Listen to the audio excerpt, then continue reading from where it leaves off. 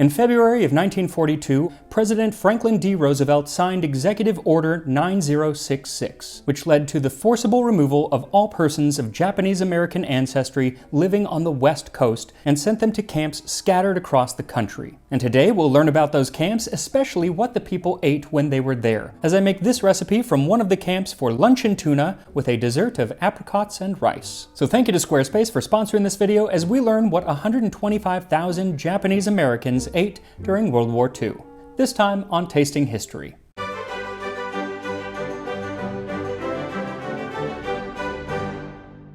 So before we start, I wanted to give a huge thank you to George Takei of Star Trek fame for letting me interview him to better inform this video. He actually grew up in one of the incarceration camps, and since he was a child in the camp, he thought it only fitting to write a children's book about his experience called My Lost Freedom. So I'll put a link to that in the description. Now, while both George and others had fascinating stories about food from the camps, I had trouble finding actual recipes from the camps until I found a newspaper called the Topaz Times. It was put out by those who were incarcerated at the Topaz Relocation Center in Utah. And in 1943, there was a woman named Evelyn Kimura who wrote a column called Food Fancies, which among other things included recipes that people could, if they had access to the ingredients, make on their pot-bellied stoves, which were in the cabins at the camp. One of the recipes from March 20th, 1943 is for a sort of tuna noodle casserole, and she calls it luncheon tuna for 8. Make cream sauce of milk, flour, butter, salt, and paprika. Cook spaghetti, add to sauce. Add celery, mix with tuna, serve with grated cheese on top.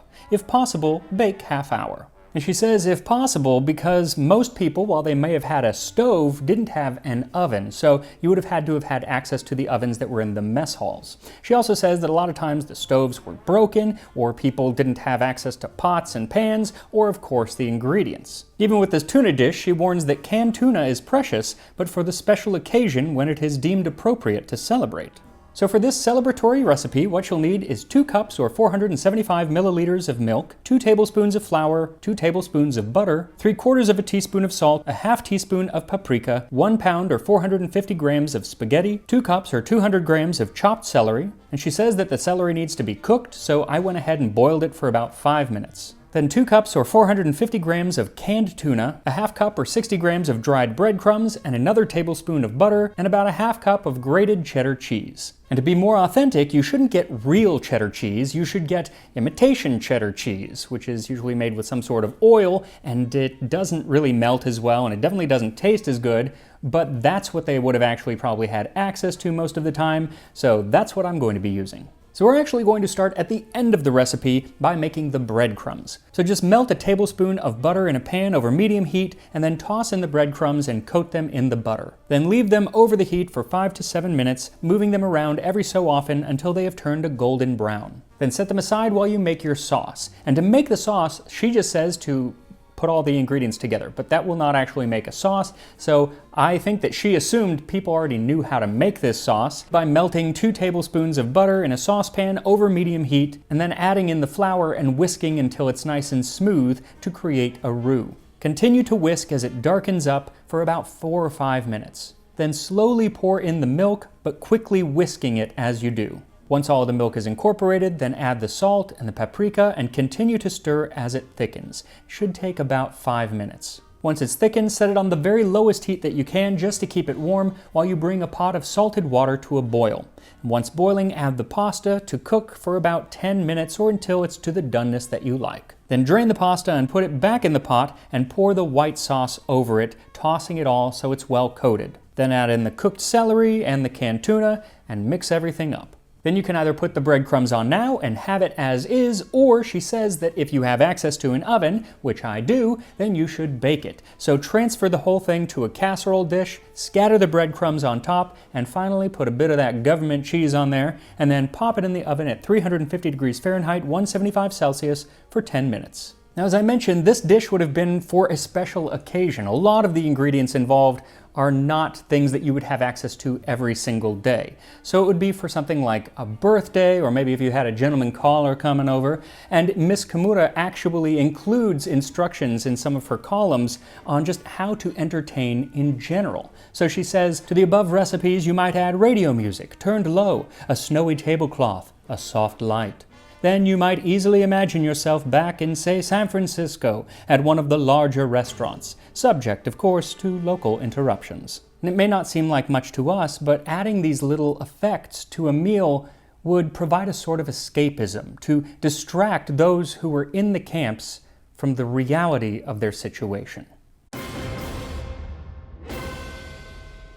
With the fear of an imminent Japanese invasion of the west coast of the United States, in early 1942, Franklin D. Roosevelt signed Executive Order 9066, and this authorized the forcible removal of all persons deemed a threat to national security from what was known as the Exclusion Zone, covering much of Washington, Oregon, California, and Arizona. The man who was put in charge of the program, U.S. Army Lieutenant General John L. DeWitt, applied it not to just those people who were suspected of wrongdoing, but to absolutely anyone of Japanese ancestry. These could be those who had immigrated to the U.S. from Japan, or actual U.S. citizens who were born here. So with a couple bags filled with their clothes and bedding, and without benefit of any trial, people were taken from their homes, put onto buses and trains, and sent to incarceration camps. Now often they were, and still are today, called internment camps.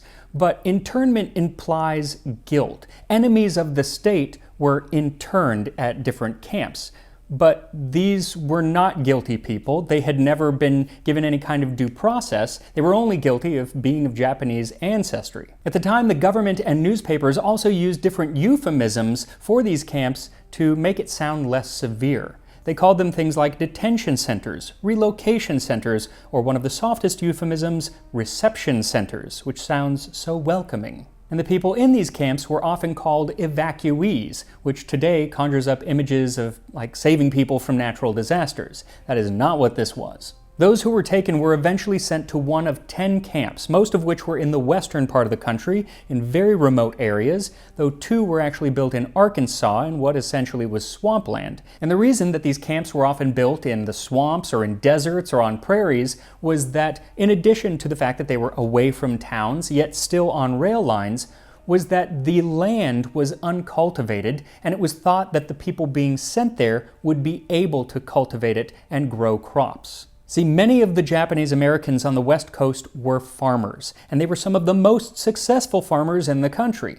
So if anyone could grow crops on what otherwise was unusable land, it was the Japanese American farmers. Or at least that's what they thought. And in many cases, it was true.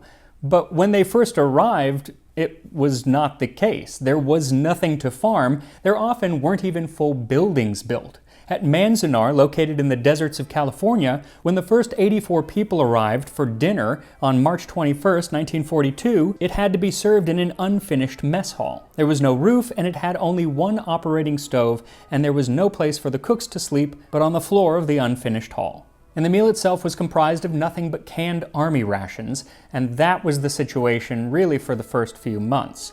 But at least at Manzanar, within a month of those first 84 people, there were 7,000 people who were being served 3 meals a day at 10 different mess halls. Now, in those first few months at the camps, mealtime was kind of a confused period because they didn't have designated cooks, at least at first. Basically, people would get there and they'd be like, does anyone know how to cook? And somebody would be like, sure, I'll be the cook, and then they would cook. But this obviously led to some really good cooks and some really bad cooks taking charge of the meals, and people quickly figured this out, and so there would be really, really long lines at the mess hall with the good cooks and shorter lines at the ones with the bad cooks. But regardless of the quality of the cook or the food, there was always a line. When the dinner bell rang, or in one case at Santa Anita, the dinner crowbar rang, people would line up sometimes for an hour or more to get food. The line at the Good Cooks Hall was obviously much longer, and at Manzanar, it became such a problem that they had to issue everyone mess cards that would match people up with their block's mess hall, so if you got one of the bad cooks, you were just out of luck. But to be fair to the cooks, they were all having to cook with really poor quality ingredients very often, especially at the beginning. It was mostly leftover rations from the military or ingredients that they weren't used to, like beef tongue. One woman who was in one of the camps remembered the beef tongue, saying you have to simmer or boil it and you take off the outer skin with the little taste buds. The cooks didn't do that. They cooked the whole tongue and sliced it, so there was all this skin on the tongue that we ate. There were also lots of ingredients that, while they were popular in American cuisine at the time, were not so popular in Japanese American cuisine at the time. So the younger people, the Nisei, or those who were born in the US, found things like potatoes and spaghetti pretty normal. But the older generation, the Issei, often found these foods rather weird. They did not cook these things at home. Some of the most common of these foods were things like apple butter, canned sauerkraut, meatloaf, cold canned beets with onions, and a lot of spaghetti and potatoes. Eventually, many of the potatoes were swapped for rice, which people were used to, but it was often prepared in unfamiliar ways. Rice with jello, rice with ketchup, or rice with canned fruit, like the apricots that I'm actually going to try out today as a dessert. There was also a lot of lamb and mutton, which was particularly despised in the camps. One cook recalled, "No one could stand the unmistakable aroma of lamb. I learned to disguise it by deep frying lamb to erase the aroma and presenting it as sweet and sour pork." But they made do with what they had, and this actually led to the creation of several dishes that remained part of Japanese American cuisine, at least in part, after the war. Probably most famous was something called weenie royale, which was either hot dogs or Vienna sausages in a dish of eggs and onions and usually soy sauce if they had it. I'm not sure why this stayed part of the cuisine even after the war. Doesn't sound particularly delicious to me, but it did. It's especially odd because they seemed to not like hot dogs in the camps. It wasn't that they didn't like hot dogs at all. I mean, everybody loves a hot dog. But it was the fact that they were always present at the different meals. That and Spam were just always on the menu. In 1942, in the lead up to a 4th of July celebration, the Manzanar Free Press, the camp's newspaper, warned that come next week we doubt whether there will be an able-bodied man left in Manzanar who can look at a hot dog in the eye without flinching. Now, while these mostly dried, canned, and processed ingredients never left the diet at the camps, as soon as they got their gardens, or in many cases full farms, up and running, the diet became less monotonous. See, during the war, everyone in America was encouraged to plant a victory garden to help relieve some of the burden on the food supply. Most people had these gardens at their homes or in their neighborhoods and grew enough vegetables and fruits to supplement their own diet. And it was no different at the incarceration camps, except that at some, like Hart Mountain in Wyoming and Manzanar in California, they had the ability to start entire farms which grew far more than was required to feed the population of the camp.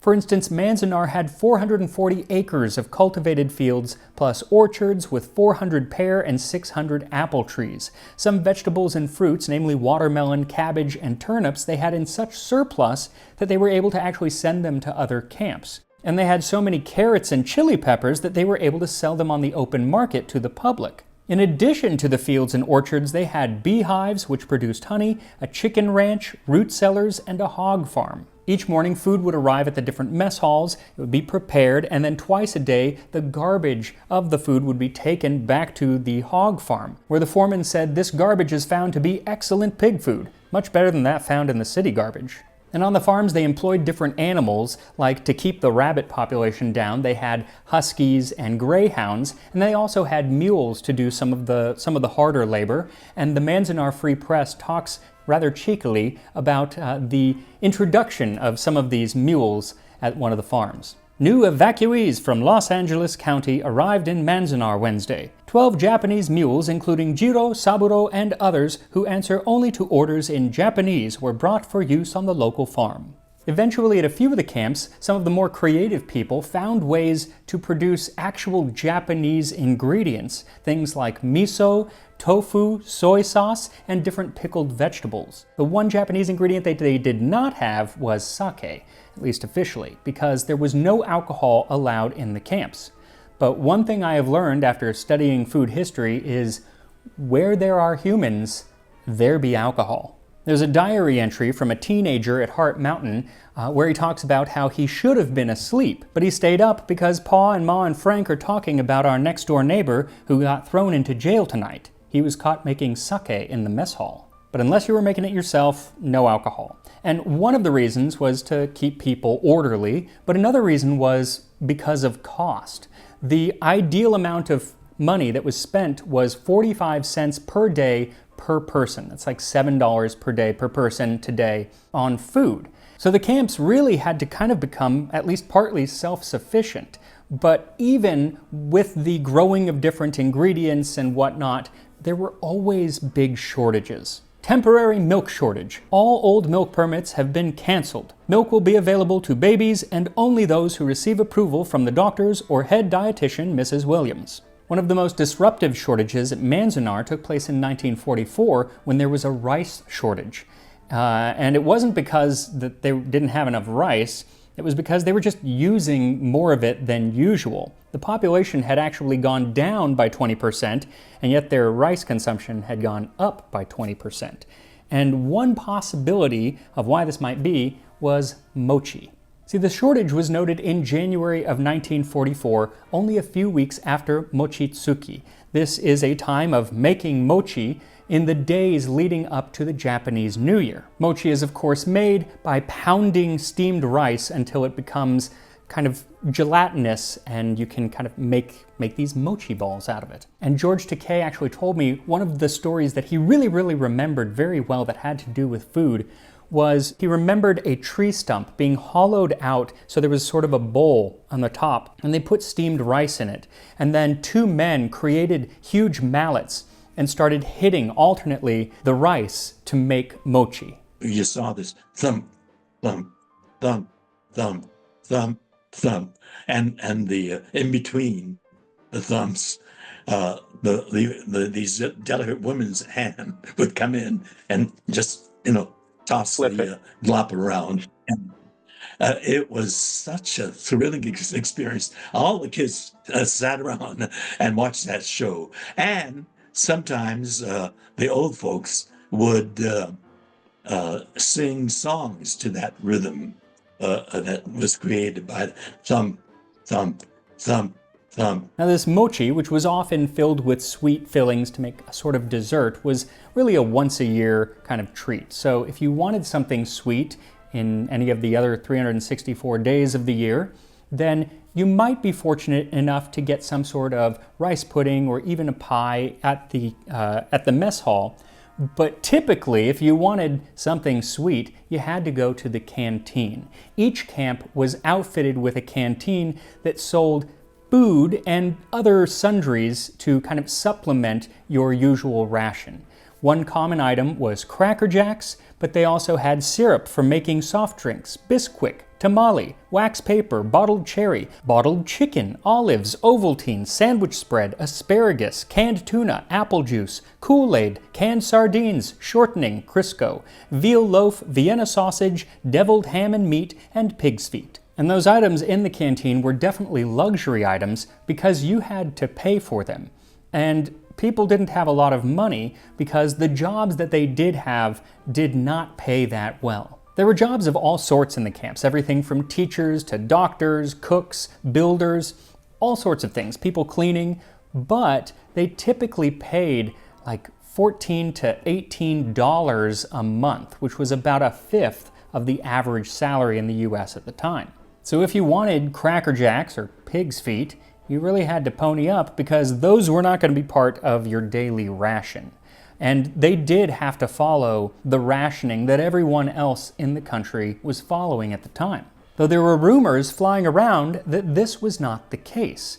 In 1942, rumors started to spread, not just amongst the public, but even amongst Congress itself, that those Japanese Americans in the camps were living high on the hog, that the government was providing them with all of this food, extra sugar and extra beef and whatnot. And it's true that the government was providing most of their food because they had been sent to the camps.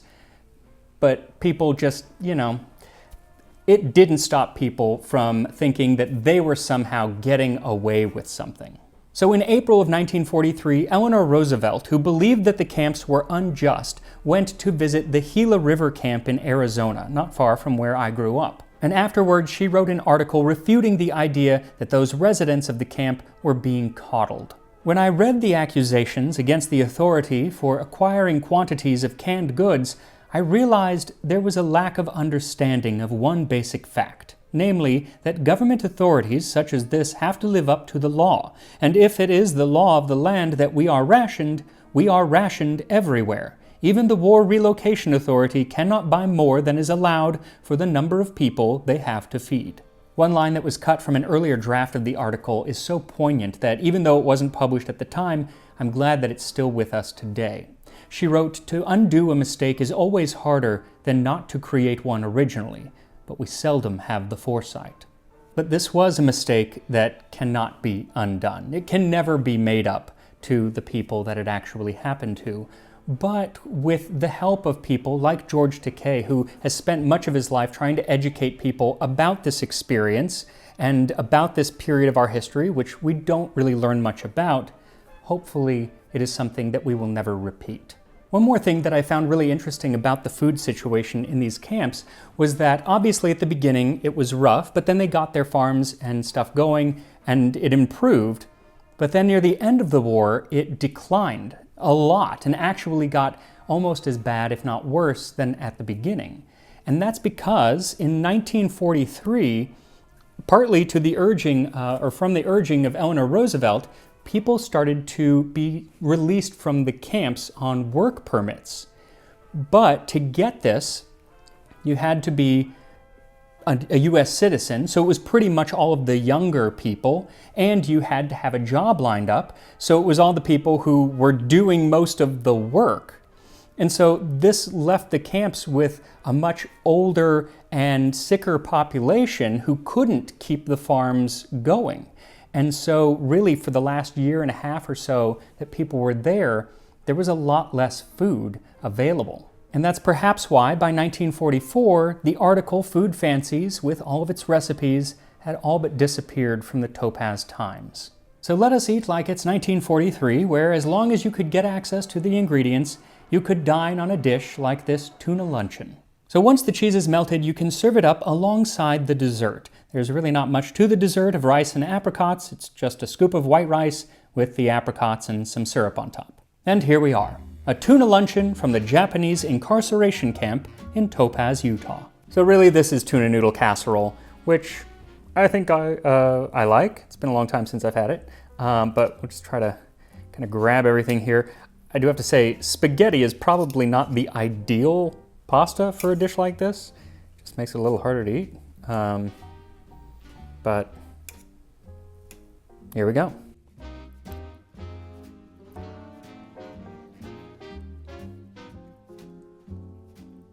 Tuna noodle casserole. I mean, is there anything like outstanding about it? No, but it's not bad. I would add more of the paprika. I think for the amount of other ingredients, you need more paprika if you want to have any flavor of that at all. Could use some more of that. Maybe just some more spices in general, but it's not bad. I do think that the crunchy texture of the breadcrumbs is a nice touch, as well as the slightly crunchy texture of the celery. Don't boil it too long until it becomes mush, because then there's no texture. Let me just try a little bit of this apricot and rice. Kind of an odd combination.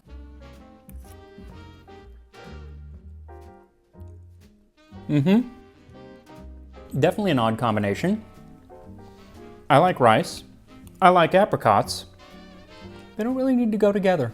Overall though, not a bad meal, but as I said, this is kind of the best possible scenario when it comes to food, so take that for what you will.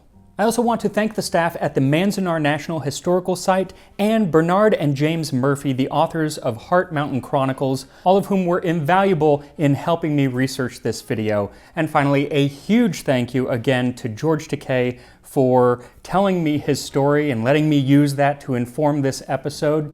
There's so much more to his story that just didn't really have to do with food, so it didn't fit into this episode, but It is fascinating, and so I'm going to let you hear it in his own words. I'll put up the full interview later this week via the Tasting History newsletter, which you can sign up for at tastinghistory.com, a website I built using today's sponsor, Squarespace. Squarespace makes it easy to build a beautiful and user-friendly website that can help you connect with your audience. With their drag-and-drop tools, their templates, and their cutting AI technology, you're able to build a bespoke website tailored to your unique needs. And whether you're building a website for your personal use or for a business, Squarespace makes it easy to sell access to content like online courses and blogs, as well as sell physical products. And Squarespace Payments is the easiest way to manage your payments all in one place while giving customers the option to use a number of popular payment methods, including Apple Pay and Afterpay. Best of all, they let you keep in contact with your customers, or in my case, my audience, with their suite of email campaign tools.